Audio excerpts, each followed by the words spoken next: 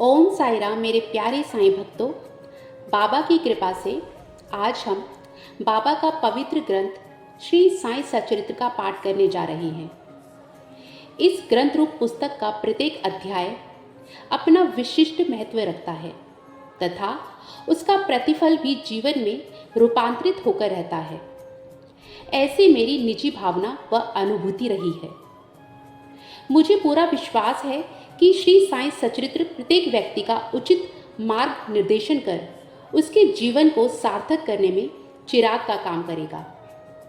यह मेरा सौभाग्य है कि आज मुझे बाबा ने आप सभी साईं भक्तों के समक्ष श्री साईं सच्चरित्र का पाठ करने का अवसर दिया।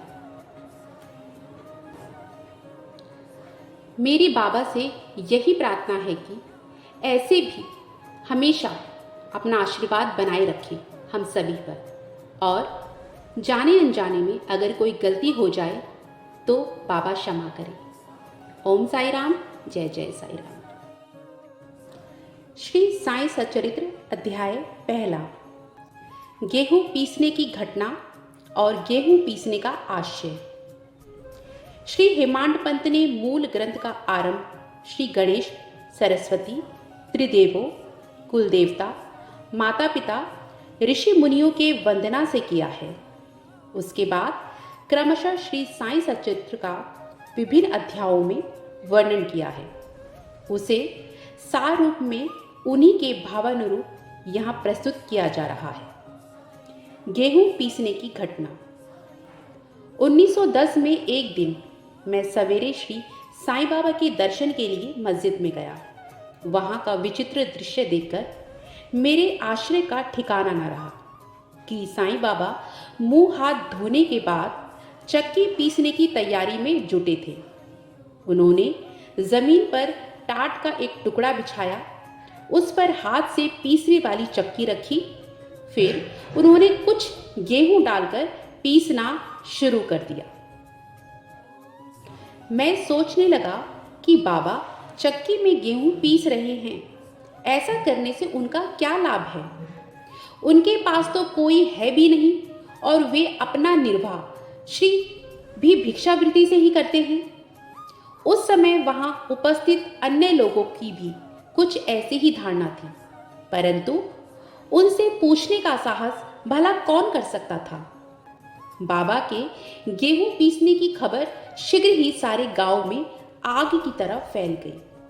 उनकी यह अद्भुत लीला देखने के लिए शीघ्र ही नर नारियों का समूह मस्जिद की ओर दौड़ पड़ा। भीड़ को चीरते हुए 4 निर्भीक स्त्रियां आगे आईं और बाबा को जबरन वहां से हटाकर उनके हाथ से चक्की की मूठ छीन ली और उनकी लीलाओं को गाती हुई स्वयं गेहूं पीसने लगी। पहले तो बाबा को क्रोध आया, फिर उनका भक्ति भाव देख वे शांत भाव से मुस्कुराने लगे।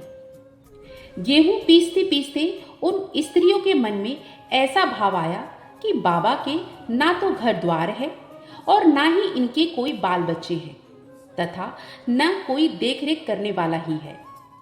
वे स्वयं भिक्षावृत्ति द्वारा ही अपना निर्वाह करते हैं, अतः उन्हें भोजन आदि के लिए आटे की भला क्या आवश्यकता है। बाबा तो परम दयालु हैं, हो सकता है कि यह आटा वे हम सब लोगों में ही बांट दें। इन्हीं विचारों में मग्न गीत गाते गाते ही उन्होंने सारे गेहूं पीस डाले। तब उन्होंने चक्की को हटाकर आटे के 4 बराबर हिस्से कर लिए और अपना अपना हिस्सा लेकर वहां से जाने लगी। अभी तक शांत मुद्रा में निमग्न बाबा उसी क्षण क्रोधित होकर अपशब्द कहने लगे। स्त्रियों, क्या तुम पागल हो गई हो? तुम किसके बाप का माल हड़प कर ले जा रही हो? क्या किसी कर्जदार का माल है जो इतनी आसानी से उठाकर लिए जा रही हो? अच्छा, अब एक काम करो कि इस आटे को ले जाकर गांव की मेड़ पर बिखेराओ। मैंने शिरडी वासियों से पूछा कि जो कुछ बाबा ने अभी किया है उसका वास्तव में क्या अर्थ है। उन्होंने मुझे बतलाया कि गांव में हैजे का प्रकोप चरम सीमा पर फैला है और उसके निवारण के लिए ही बाबा का यह उपचार है। अभी जो कुछ आपने पीसते हुए देखा था वह वास्तव में गेहूं नहीं, हैजा था, जो पीसकर नष्ट कर दिया गया है। इस घटना के बाद सचमुच हैजे की संक्रमता शांत हो गई और सभी शिरडीवासी स्वस्थ हो गए। यह जानकर मेरी प्रसन्नता का और छोर न रहा। मेरी जिज्ञासा जाग गई। मैं स्वयं से ही प्रश्न करने लगा कि आटे और विषुचिका यानी हैजा रोग का भला पारस्परिक संबंध क्या है, इसका सूत्र कैसे मिले। घटना समझ में आने वाली नहीं लगती। अपने मन की संतुष्टि हेतु इस मधुर लीला का मुझे 4 शब्दों में महत्व अवश्य प्रकट करना चाहिए। लीला पर चिंतन करते हुए मेरा हृदय प्रफुल्लित हो गया और इस प्रकार बाबा का जीवन चरित्र लिखने के लिए मुझे प्रेरणा मिल गई। यह तो सब लोग जानते ही हैं कि यह कार्य बाबा की कृपा और शुभ आशीर्वाद से सफलतापूर्वक संपन्न हो गया।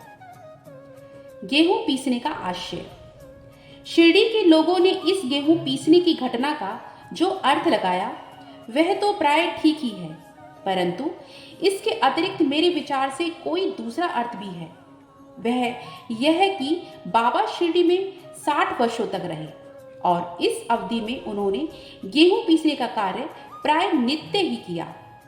पीसने का आशय गेहूं से नहीं बल्कि अपने भक्तों के पापों, दुर्भाग्यों, मानसिक तथा शारीरिक दुखों को नष्ट करने से था। उनकी चक्की के 2 पार्टों में से ऊपर का पार्ट भक्ति तथा नीचे का पार्ट कर्म था। चक्की की मूठ जिसे पकड़कर वे पीसते थे वह था ज्ञान।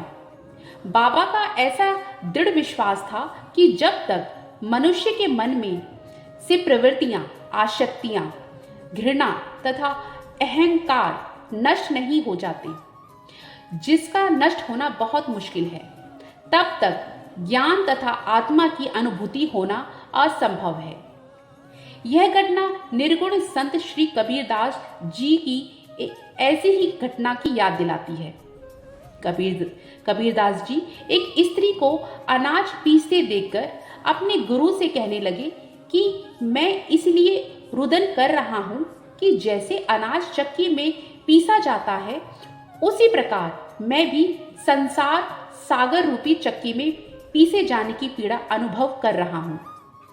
उनके गुरु ने उत्तर दिया कि घबराओ नहीं, चक्की के केंद्र में जो ज्ञान रूपी दंड है उसे मजबूती से पकड़े रहो। जिस प्रकार तुम मुझे करते देख रहे हो उससे दूर मत जाओ, बस केंद्र की ओर ही बढ़ते जाओ और तब यह निश्चित है कि तुम इस संसार सागर रूपी चक्की से निश्चय ही बच सकोगे। मेरी बाबा से यही प्रार्थना है कि ऐसे ही हम सब पर अपना आशीर्वाद बनाए रखें और जाने अनजाने में अगर कोई गलती हो जाए तो बाबा क्षमा करें। ओम साई राम, जय जय साई राम। मैं बाबा के श्री चरणों में यही प्रार्थना करती हूँ कि जिस भी भक्त ने पूरे भाव, श्रद्धा के साथ, विश्वास के साथ बाबा के अध्याय को सुना है, बाबा उस पर हमेशा अपना आशीर्वाद बनाए रखे। अनंत कोटि ब्रह्मांड नायक, राजाधिराज, योगीराज, परब्रह्म श्री सच्चिदानंद सद्गुरु साईनाथ महाराज की जय। ओम साई राम, जय जय साई राम।